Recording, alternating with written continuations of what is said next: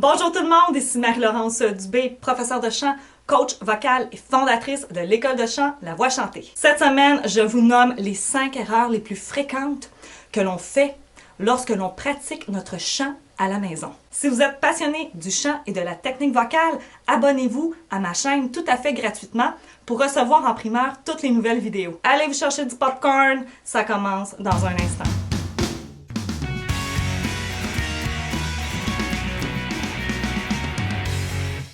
La première erreur, c'est la plus grande erreur que l'on peut faire. Et je l'ai fait aussi à mes débuts. C'est évident, on ne s'échauffe pas. On ne s'échauffe pas.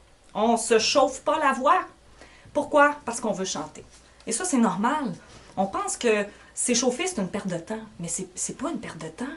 C'est ce qui va vous faire progresser. La plupart des gens me disent je ne savais pas qu'il fallait que je m'échauffe la voix parce que je ne sais pas pourquoi je dois le faire. Eh bien, les échauffements vocaux, c'est pour se préparer. Parce que si vous chantez tout de suite vos chansons, c'est comme si vous demandiez à vos cordes vocales de courir un marathon. Qu'est-ce qu'on entend par échauffement vocaux?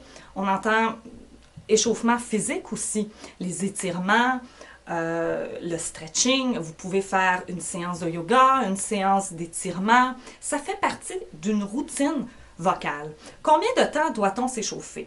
Entre 15 et 20 minutes, parfois, c'est suffisant. Les échauffements, c'est vraiment pour stretcher, pour muscler, pour travailler aussi l'oreille musicale.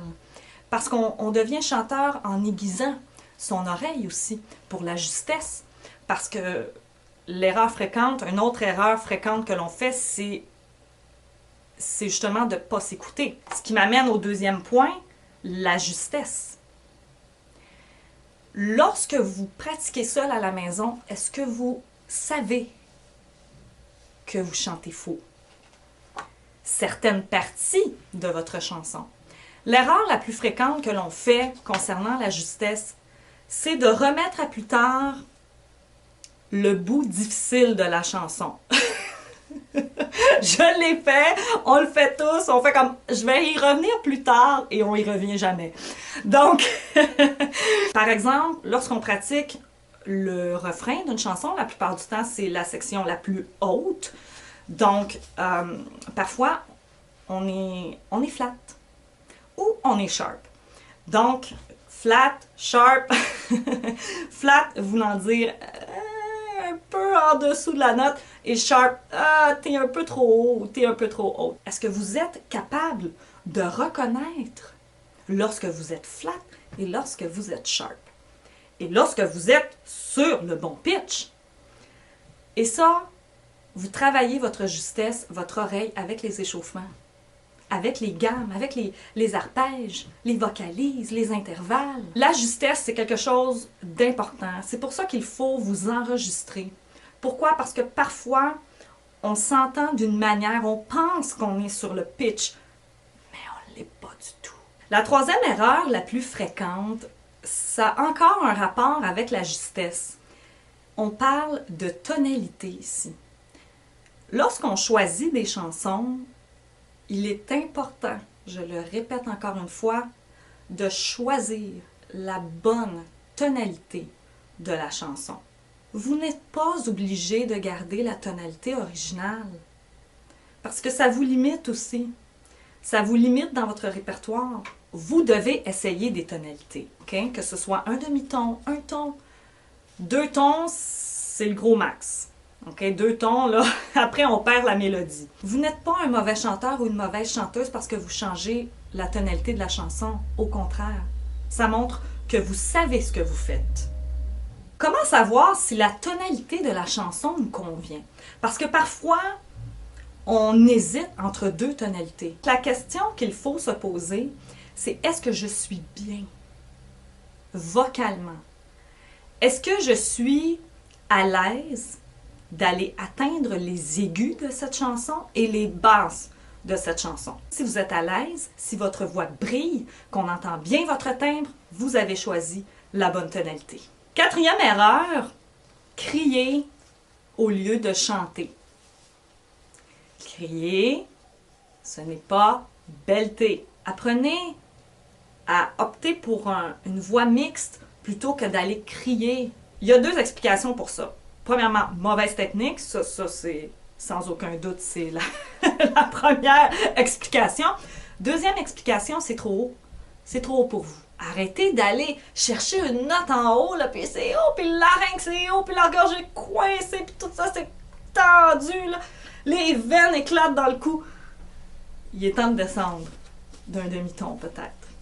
Parfois, on n'ose pas aller faire les notes hautes parce que justement, on n'a pas confiance, notre voix craque. On ne sait pas comment la maîtriser. On ne sait pas la contrôler. Laissez-vous le temps. Donc, l'important, c'est arrêter de vouloir crier, choisir des chansons, oui, qui vous challenge, mais possible. Possible à chanter maintenant. Parfois, on pense qu'on chante à un bon volume, mais c'est trop fort. Et c'est pas mieux non plus trop faible. Mon conseil, c'est de pratiquer avec un microphone. Comme ça, vous pouvez vous entendre aussi. OK?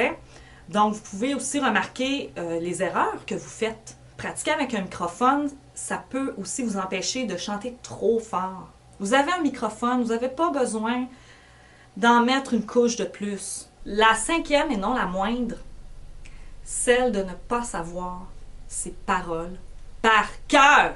Chanter, c'est pas juste chanter des notes dans les airs, c'est pratiquer une chanson, c'est interpréter une chanson. C'est en connaître les subtilités, c'est nuancer, c'est travailler son accent tonique. Si vous chantez en anglais, il y a un accent. Si vous chantez en français, il y a un autre accent tonique. Il y a la phonétique. Pourquoi vous n'êtes pas capable de mettre votre personnalité dans la chanson? C'est que vous ne la connaissez pas par cœur sur le bout des doigts. C'est comme un acteur avec un texte.